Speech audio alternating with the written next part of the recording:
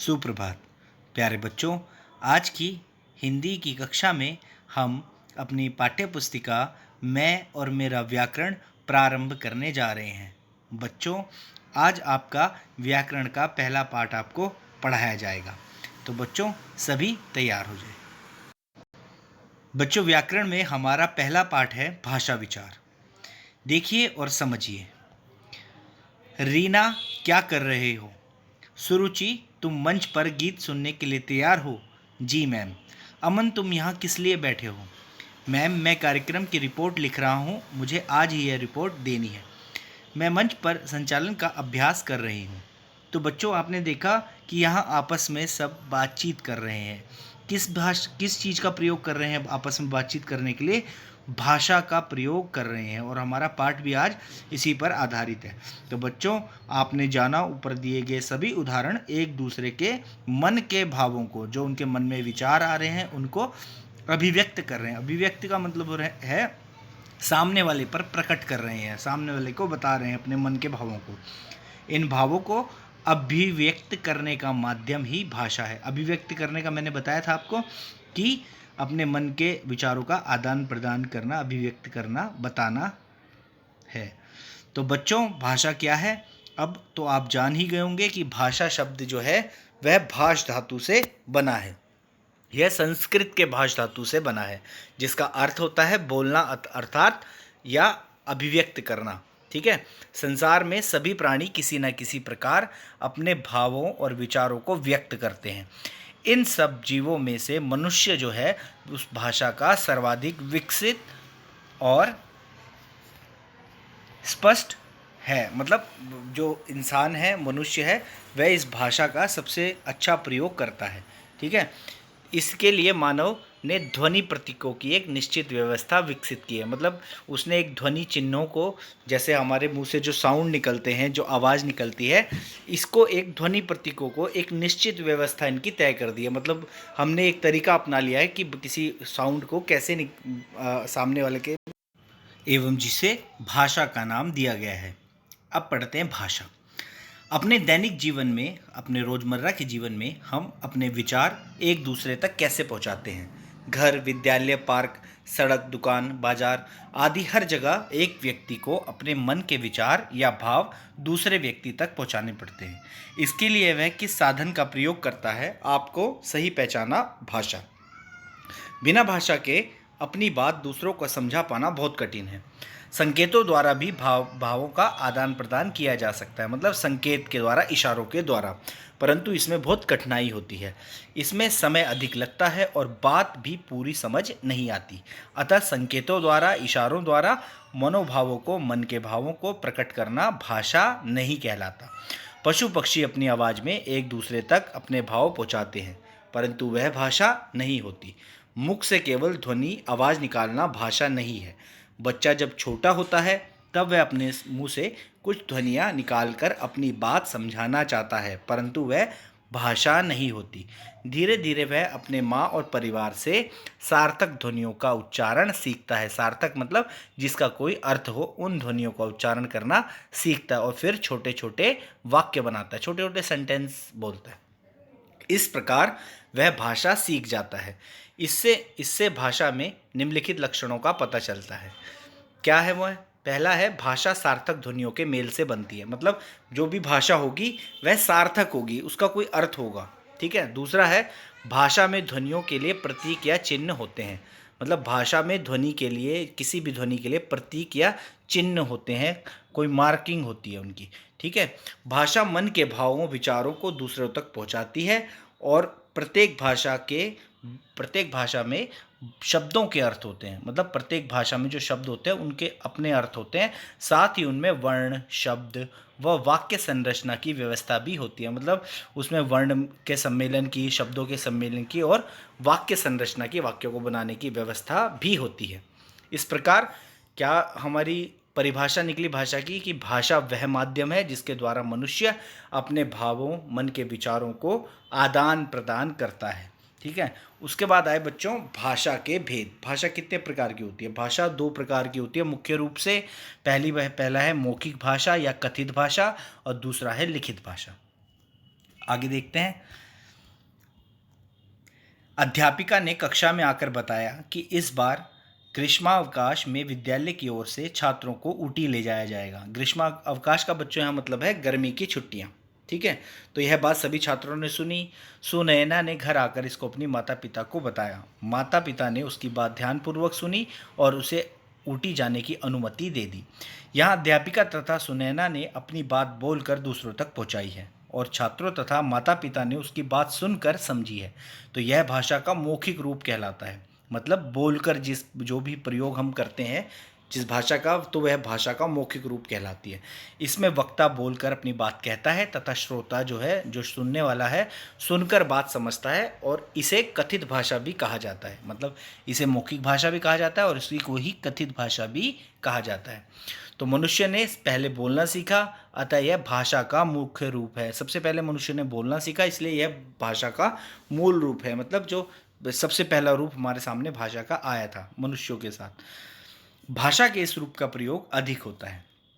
वार्तालाप, काव्य पाठ, कहानी सुनना, भाषण, समाचार वादन, वाद विवाद, नाटक, रेडियो, मोबाइल, टेलीफोन, दूरदर्शन के श्रव्य कार्यक्रम, सुनने वाले कार्यक्रम आदि भाषा के मौखिक रूप हैं। तो अध्यापिका ने छात्रों को अपनी ऊटी यात्रा का अनुभव ग्रीष्मकाल के गृह कार्य में लिखने को दिया। सुनैना ने यात्रा से वापस आकर अपने अनुभव लिखे, जो भी उन्होंने वहाँ महसूस किया, जो भी देखा, तथा अध्यापिका ने पढ़कर उसका मूल्यांकन किया। यहाँ सुनैना ने लिखकर अपने अनुभवों को व्यक्त किया, अपनी बातों को, अपनी यादों को लिखकर बताया, तथा अध्यापिका ने पढ़कर उसकी बात समझी है। तो यह भाषा का लिखित रूप है। इसमें एक व्यक्ति लिखकर अपने मन के भाव के विचारों को प्रकट करता है तथा दूसरा व्यक्ति उसको पढ़कर उसकी बात समझता है। तो लिखित भाषा का जन्म मौखिक भाषा के बहुत समय बाद हुआ। तो लिखित भाषा के कारण ही मनुष्य द्वारा अर्जित जो इकट्ठा करा हुआ जानकारी है, जो ज्ञान है, वह आने वाली पीढ़ियों के लिए उसको संजो कर रख पाना संभव हो गया। क्योंकि जो भी ज्ञान मनुष्य ने लिया उसको लिख कर रख दिया और आने वाली पीढ़ियों ने उस ज्ञान को पढ़कर अपने जीवन को सफल बनाया। और भाषा के 4 कौशल होते हैं। भाषा के मुख्य रूप से 4 प्रयोग होते हैं। क्या है? बोलना, सुनना, लिखना तथा पढ़ना।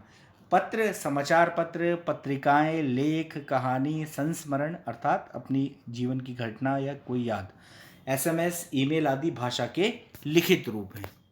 तो बच्चों, आपने समझा कि मौखिक रूप किसे कहते हैं भाषा का और लिखित रूप किसे कहते हैं। आगे चलिए, उसके बाद आती है बच्चों मातृभाषा। मातृभाषा किसे कहते हैं? ये बहुत इंपॉर्टेंट क्वेश्चन है, आप इसको जरूर ध्यान रखिएगा कि भाषा, मातृ और भाषा 2 शब्दों से मिलकर बना है। मातृ मतलब माँ द्वारा प्राप्त, वह भाषा जिसे बालक अपनी माँ तथा परिवार के द्वारा सीखता है उसे मातृभाषा कहते हैं। इस भाषा से बालक का सर्वप्रथम परिचय होता है। यदि परिवार में गुजराती भाषा बोली जाती है तो बालक की मातृभाषा जो है वह गुजराती होगी, और यदि बच्चों परिवार में कश्मीरी भाषा बोली जाती है तो बालक की मातृभाषा होगी कश्मीरी। कहने का अर्थ है कि जब मनुष्य पैदा होता है और अपने बचपन में जब वह अपनी माँ से जो भाषा सीखता है या परिवार से जो भाषा सीखता है वही उसकी मातृभाषा होगी, और वह जिस परिवार में पैदा हुआ है तो उस परिवार की भाषा ही उसकी मातृभाषा कहलाएगी। राष्ट्रभाषा की दिक्कत, अब देखिए, राष्ट्रभाषा अर्थात राष्ट्र की भाषा, जहाँ आप रहते हैं उस देश की भाषा। तो वह भाषा जिसका प्रयोग देश के अधिकांश लोगों द्वारा, निवासियों द्वारा, रहने वालों द्वारा किया जाता है, वह राष्ट्रभाषा कहलाती है। भारत में हिंदी का प्रयोग लगभग भारत की मतलब 70% जो आबादी है, जो निवासी है यहाँ के, उसके द्वारा किसी न किसी रूप में किया जाता है। अतः हिंदी ही हमारी जो है वह राष्ट्रभाषा कहलाएगी या कही जाती है। ठीक है, तो प्रत्येक राष्ट्र की अपनी राष्ट्रभाषा होती है। हर एक देश की अपनी राष्ट्रभाषा है, जैसे जापान की जापानी, चीन की चीनी, फ्रांस की फ्रांसीसी, यूके की अंग्रेजी आदि। उसके बाद आती है बच्चों राजभाषा। राजभाषा किसे कहते हैं? राजभाषा अर्थात राजकाज की भाषा। राज के सरकार के जो ऑफिस होते हैं, कार्यालय होते हैं, उनमें जो प्रयोग में लाई जाती है भाषा, उस भाषा को राजभाषा कहते हैं। ठीक है, तो राष्ट्रभाषा तथा राजभाषा में क्या अंतर है, इन्हें एक नहीं समझना चाहिए। भारत में जो कार्यालय हैं उनके कामकाज के लिए हिंदी तथा अंग्रेजी दोनों भाषाओं का प्रयोग किया जाता है। उसके बाद अगला पॉइंट है बच्चों, 14 सितंबर 1949 को संविधान के अनुच्छेद 343 के अनुसार हिंदी को भारत की राजभाषा घोषित किया गया। इसलिए प्रतिवर्ष इसी दिन हिंदी दिवस मनाया जाता है। आप भी बच्चों ने कई बार हिंदी दिवस मनाया होगा, विद्यालय में। तो यह 14 सितंबर सन 1949 को संविधान के अनुच्छेद 343 के अनुसार हिंदी को भारत की राजभाषा घोषित किया गया। उसके बाद आता है बच्चों संपर्क भाषा। संपर्क का मतलब होता है किसी से मेल जोल करना, संपर्क करना, उससे जुड़ना। तो संपर्क भाषा अर्थात संपर्क की भाषा, इशारों की भाषा। जब आप इशारे करते हैं, दूसरे से जुड़ते हैं भाषा के रूप में, तो वह संपर्क भाषा कहलाती है। तो भाषा का प्रयोग देश के निवासी आपस में संपर्क करने के लिए करते हैं, उसे संपर्क भाषा कहते हैं। तो भारत की जो संपर्क भाषा है वह हिंदी है, तथा विश्व की संपर्क भाषा जो है वह अंग्रेजी है, क्योंकि बाहर की भाषा अंग्रेजी है।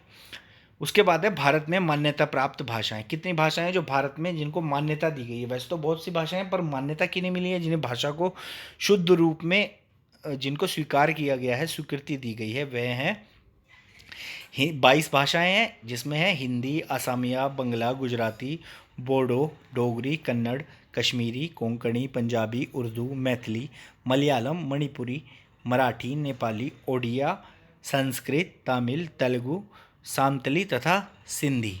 यह भाषाएं जो ये 22 भाषाएं, इनको मान्यता दी गई है भाषाओं की। और मानक भाषा, उसके बाद आया बच्चों मानक भाषा। तो क्या होता है कि जब कोई भी भाषा विकास प्रक्रिया से गुजरती है, जब वह बनती है, तो उसमें एक रूपता बनाए रखना कठिन होता है। मतलब उसका एक ही रूप जो है वह तय करना कठिन होता है। तो भाषा का, हिंदी भाषा का क्षेत्र बहुत बड़ा है, इसलिए इस पर बोलियों तथा उपभाषाओं का प्रभाव पड़ता रहता है। मतलब जो ये भाषाएं हैं, इन पर बोलियों का प्रभाव पड़ता है। आगे बताएंगे आपको बोलियां किसे कहते हैं। तो इन पर बोलियों का प्रभाव अधिक पड़ता है। जो सीमित क्षेत्रों में, छोटे छोटे गाँवों में, इलाकों में बोली जाती है, उसे बोली कहते हैं। ठीक है। तो ऐसी स्थिति में वर्णों तथा शब्दों में एक से अधिक रूप प्रचलित हो जाते हैं। वह कौन सा शुद्ध रूप तथा मानक है, यह जानने में कठिनाई का अनुभव होता है। इस कारण भाषा में एक रूपता की आवश्यकता पड़ती है, उसको समान बनाए रखने की। तो भाषा के जिस रूप को शिक्षित जन द्वारा प्रयुक्त व विद्वानों द्वारा स्वीकृत किया जाता है, वह भाषा का मानक रूप कहलाता है। कहने का मतलब है कि गाँव में जैसे बच्चों प्रधान होता है, प्रधान जो कहता है हम सब उसी को बात को मानते हैं। इसी तरह भाषा के जो विद्वान हैं, वह जिस रूप को स्वीकृत कर लेते हैं, मान लेते हैं, वह भाषा का मानक रूप कहलाता है। मानक मतलब माना गया उनके द्वारा। ठीक है। तो चलो बच्चों, यहाँ तक आपका हो गया है। आपको ये जो इसके मानक वर्तनी है, वो आपको कल की कक्षा में पढ़ाई जाएगी। धन्यवाद।